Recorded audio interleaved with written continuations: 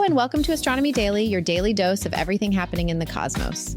I'm your host, Anna, and I'm thrilled to bring you today's roundup of the most fascinating developments in space and astronomy. We've got an action-packed episode for you today.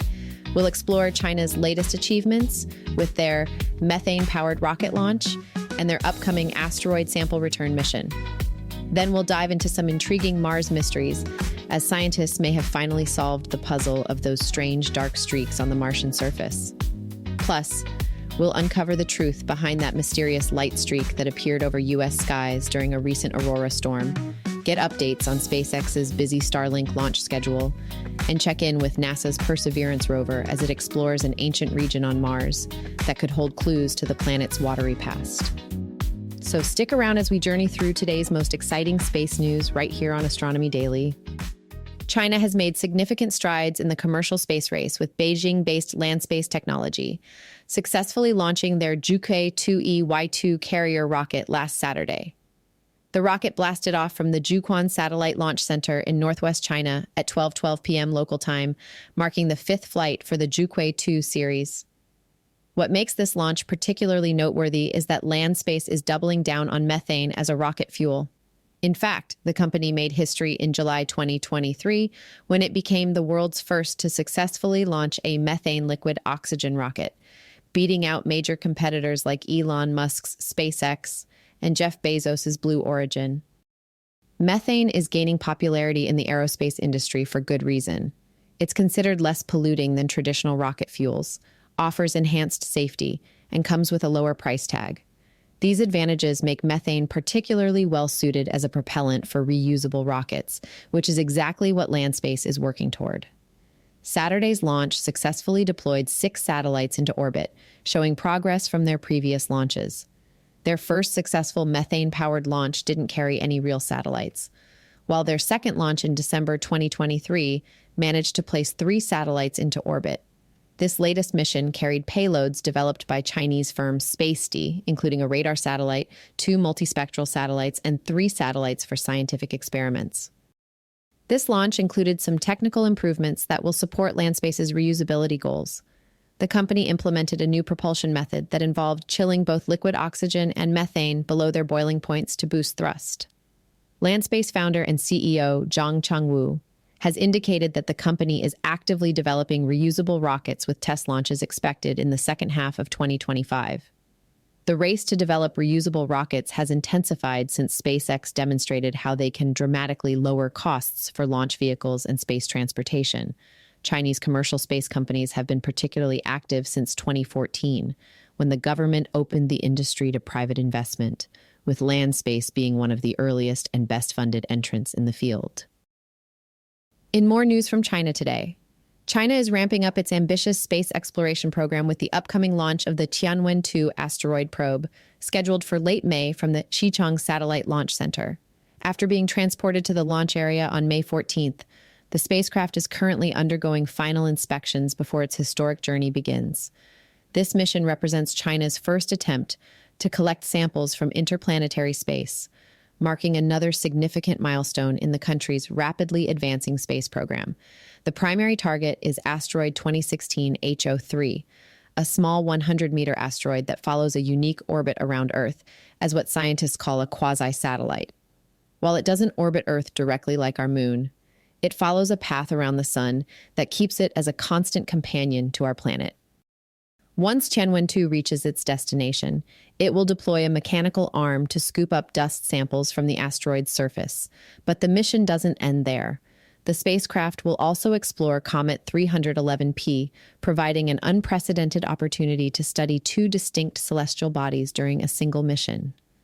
This sample return mission follows in the footsteps of similar successful ventures by other spacefaring nations, including the United States and Japan, who have previously landed on asteroids. However, this represents China's first venture into asteroid exploration and sample collection.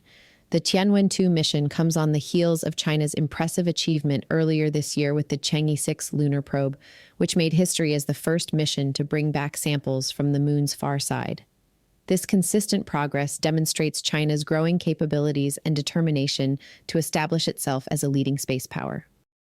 Looking ahead, China has already announced plans for Tianwen 3, an even more ambitious mission scheduled for around 2028 that aims to return samples from Mars. These missions reflect the intensifying space race between China and the United States, as both nations accelerate their exploration plans with increasingly sophisticated missions. The upcoming Tianwen 2 launch will be closely watched by the international scientific community, as the samples it returns could provide valuable insights into the composition of asteroids and the early solar system, potentially offering clues about the origins of life on Earth. Next, let's take a look at the first of two stories we have today from the Red Planet. Dark streaks that mysteriously appear on Martian slopes have puzzled planetary scientists since they were first observed in the late 1970s. These features, known as slope streaks, are typically darker than their surroundings and can extend for hundreds of meters down steep terrain. In 2011, researchers discovered similar but shorter-lived features called recurrent slope linii, or RSL, triggering an intense debate about their origins. For decades, scientists have been divided on whether these streaks are evidence of something extraordinary, liquid water flowing on the Martian surface, or merely the result of dry processes like dust movements. A new study published in Nature Communications may have finally resolved this long-standing mystery. A big focus of Mars research is understanding modern-day processes on Mars, including the possibility of liquid water on the surface, explains Adamas Valentinus from Brown University, who co-authored the research. The water hypothesis suggested that small amounts from buried ice, subsurface aquifers, or unusually humid air could mix with salt to create briny flows capable of persisting even in Mars's freezing conditions. To settle the debate, Valentinus and his colleague Dr. Valentin Bickel from the University of Bern used machine learning to create the first global catalog of these features. After training their algorithm on confirmed slope streak sightings, they analyzed over 86,000 high-resolution satellite images, identifying 500,000 individual slope streaks. Once we had this global map, we could compare it to databases of temperature, wind speed, hydration, rockslide activity, and other factors, says Bickel. Then, we could look for correlations over hundreds of thousands of cases. Their findings were conclusive. These features appear more frequently in areas with above-average wind speed and dust deposition, factors that strongly suggest a dry origin rather than liquid water. Neither type of streak shows associations with factors you'd expect if water were involved, such as specific slope orientations, high humidity, or temperature fluctuations. The researchers concluded that slope streaks most likely form when layers of fine dust suddenly slide off steep slopes, while RSLs are more commonly found in places with frequent rockfalls and dust devils, those mini whirlwinds of dust and grit that dance across the Martian surface.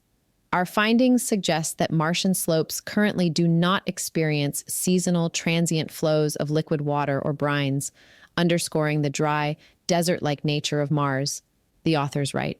This conclusion has important implications for future Mars missions, as it suggests these areas are unlikely to be habitable environments, potentially easing planetary protection constraints for landed missions targeting these regions. Meanwhile, a mystery back here on Earth. On the night of Saturday, May 17th, skywatchers across the United States were treated to an unexpected light show. A brilliant stream of whitish light stretched across the night sky, visible as far south as New Mexico. With a major auroral display already underway due to solar particles hitting Earth's magnetic field, many observers initially thought they were witnessing STEVE, that's the strong thermal emission velocity enhancement, a rare aurora-adjacent phenomenon that creates white-mauve streaks in the ionosphere. But this wasn't STEVE at all. Astronomer Jonathan McDowell, who specializes in tracking activity in Earth orbit, quickly identified the true source, a fuel dump from the upper stage of China's Jukui 2 rocket, at an altitude of about 250 kilometers. As reported earlier in the show, just hours earlier, at 4:12 UTC, Beijing-based startup Landspace Technology had launched their Jukui 2E Y2 carrier rocket, carrying 6 satellites into orbit. The striking visual effect occurred when the rocket's upper stage released unused methalox fuel, a mixture of methane and liquid oxygen, while passing over the southwestern United States. At that altitude, right in Earth's ionosphere, the fuel created a chemical light show through reactions with the charged plasma environment. According to physicists, these reactions can include ion-molecule charge exchange, electron-ion recombination, and optical emissions from chemiluminescence. In simpler terms, when rocket fuel interacts with the ionosphere at night, it can create a long-lived glow visible from the ground. While we've seen rocket fuel create strange spirals in the sky before, this particular manifestation, a straight white streak resembling Steve, appears to be something new. With methalox gaining popularity as a rocket fuel due to its efficiency, cleaner combustion, and potential for in-situ production on Mars, we might see more of these unusual light shows in our night skies in the future. So if you spotted this mysterious streak on May 17th, now you know it wasn't an aurora or Steve, but rather the after effects of humanity's expanding activities in space, bringing a bit of cosmic chemistry right to our doorstep. Okay, moving on, let's take a look at this week's launch schedule. SpaceX is ramping up for an exceptionally busy week, with at least 3 Starlink satellite launches planned across both coasts of the United States. The ambitious schedule reflects the company's accelerating pace as it works to expand its global internet constellation. The week began with a Falcon 9 scheduled to launch Starlink Group 12 to 15 from Space Launch Complex 40 at Cape Canaveral in Florida. However, the countdown was held at just under 2.5 minutes before liftoff. Unlike most Starlink missions, which typically have 4-hour launch windows, this one had an unusually short 35-minute window.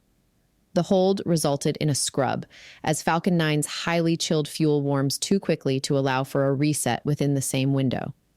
The mission would have carried 23 satellites, including both standard V2 mini satellites and specialized direct-to-cell variants. Later in the week, another Florida launch is planned with Starlink Group 1222 lifting off from the same pad on Saturday. This mission will similarly carry a mixture of Starlink V2 mini and direct-to-cell satellites on a southeasterly trajectory over the Atlantic Ocean. But perhaps the most significant launch of the week will come from Vandenberg Space Force Base in California.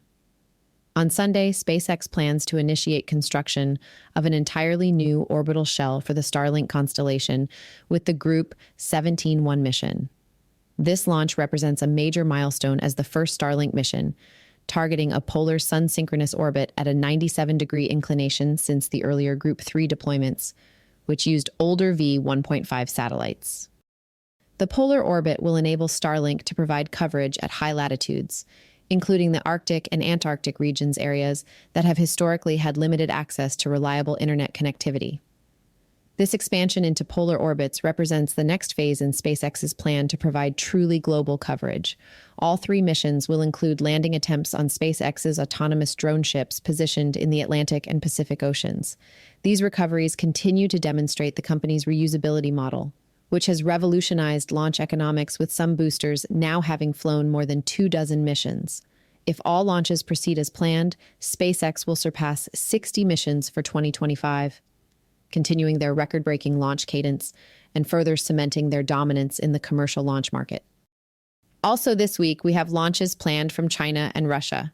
The first of several Chinese launches expected this week will launch from Launch Complex 201, LC-201, at the Wenchang Space Launch Site in China on Tuesday, May 20th at 11:50 UTC.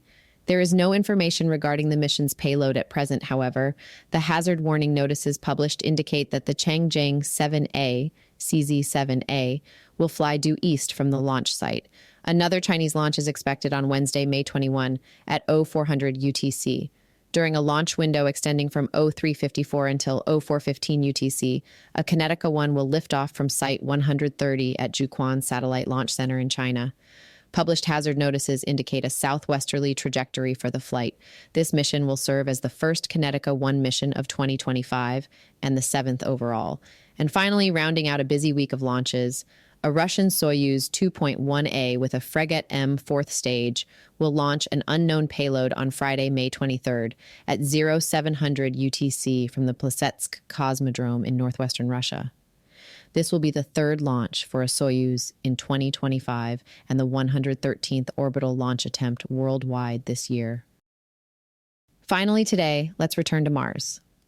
NASA's Perseverance rover is embarking on an exciting new chapter of its Martian adventure, exploring a region that scientists believe could harbor some of the oldest rocks on the entire planet. After spending 5 months investigating Witch Hazel Hill, the nuclear-powered rover has now moved on to a new area of interest, dubbed Crocodillen. The name, which means the crocodile in Norwegian, was chosen by mission scientists after a mountain ridge on Norway's Prince Karls Forland Island. This 73-acre plateau of rocky outcrops sits downslope to the west and south of Witch Hazel Hill on the lower slope of Jezero Crater's rim. What makes Crocodillen particularly tantalizing is its geological age. These rocks formed before Jezero Crater was even created, dating back to Mars's earliest geological period known as the Noachian era. In fact, they're among the oldest accessible rocks on the entire Martian surface. An early investigation of the region revealed the presence of clay minerals, which require liquid water to form. This provides compelling evidence that abundant water once flowed across this ancient landscape, long before an asteroid impact created Jezero Crater. Clay minerals are especially important in the search for past life because they're known on Earth to preserve organic compounds, the fundamental building blocks of life. Ken Farley, deputy project scientist for Perseverance, explained the significance. If we find a potential biosignature here, it would most likely be from an entirely different and much earlier epoch of Mars evolution than the one we found last year in the crater with Chayava Falls. That previous discovery featured chemical signatures and structures that could have been formed by ancient life. The rover, which celebrated its 1,500th day of surface operations on May 9th, is currently analyzing a rocky outcrop called Copper Cove. Orbital data suggests that other areas of Crocodillen may contain olivine and carbonate minerals. While olivine forms from magma, carbonates typically develop when rock reacts with carbon dioxide dissolved in liquid water. On Earth, carbonates excel at preserving fossilized microbial life and recording ancient climate conditions. The Perseverance team has also implemented a new sampling strategy, allowing some cored samples to remain unsealed. This gives the mission flexibility to replace earlier samples if more scientifically compelling features are discovered down the road. Katie Stack Morgan, Perseverance's acting project scientist, noted, "We have been exploring Mars for over 4 years, and every single filled sample tube we have on board has its own unique and compelling story to tell." As Perseverance continues its methodical exploration of this ancient Martian landscape, each rock it analyzes brings us closer to understanding Mars's distant past and potentially answering whether life once existed on our neighboring planet. Well, what an incredible week in space and astronomy news. We've truly spanned the solar system in today's episode, from groundbreaking rocket launches here on Earth to the mysteries of Mars and beyond. The pace of innovation in space technology continues to accelerate, with China's Landspace joining the race to develop methane-powered rockets, technology that could revolutionize our access to space through reusability and efficiency. Their upcoming Tianwen 2 mission represents another significant step in asteroid exploration, joining efforts by NASA, JAXA, and other space agencies to understand these ancient celestial bodies. Looking ahead, watch for SpaceX's continued expansion of their Starlink constellation, particularly the new polar orbit shell, which will enhance global coverage. The Russian Soyuz launch carrying its mysterious payload will certainly be worth monitoring as well. On Mars, Perseverance's exploration of the ancient Crocodillen region may yield some of the most significant discoveries yet about the red planet's early history.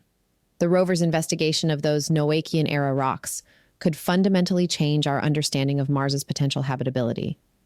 And the scientific detective work that solved both the mystery of Mars slope streaks and the strange light phenomenon over the United States reminds us that space science is constantly evolving, with new observations challenging our previous assumptions. The coming weeks promise even more excitement as these missions progress and new launches take flight. Our understanding of the cosmos grows richer with each passing day. And that's all for this episode of Astronomy Daily. I'm Anna, and I want to thank you for joining me on this cosmic journey through today's most fascinating space and astronomy news. If you're hungry for more space content, and let's be honest, who isn't? I invite you to visit our website at astronomydaily.io, where you can sign up for our free daily newsletter. It's the perfect way to stay updated on all the latest developments in space exploration and astronomy with our constantly updating newsfeed. Don't miss a single episode by subscribing to Astronomy Daily on Apple Podcasts, Spotify, YouTube, or wherever you get your podcasts. New episodes drop daily, bringing you the most compelling stories from across the universe. Until next time, keep looking up. There's always something amazing happening in our cosmic neighborhood. This has been Anna for Astronomy Daily, your daily dose of space news and wonder.